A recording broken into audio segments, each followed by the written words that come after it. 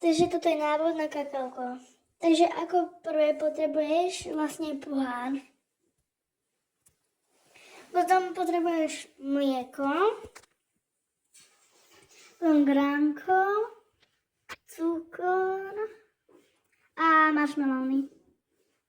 Ešte lyžičku som zalila troška. Teraz potrebuješ, jak sa to volá, hrnček potrebuješ, áno. Potom gránko si zoberieš, otvoríš ho, nasypeš 3 lyžičky gránka do pohára. Dobre, počkáme si.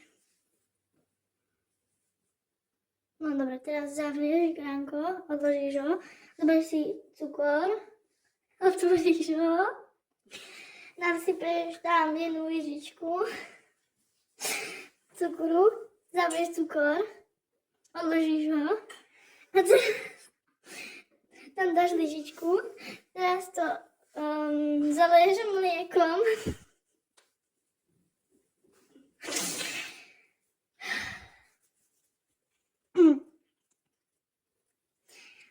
A teraz to musíš zamiešať a keď máš doma mikrovlnku, tak to môžeš si dať ohoriať. Ale byty nemá také. Ak chcete, tak si tam môžete dať marshmallowny.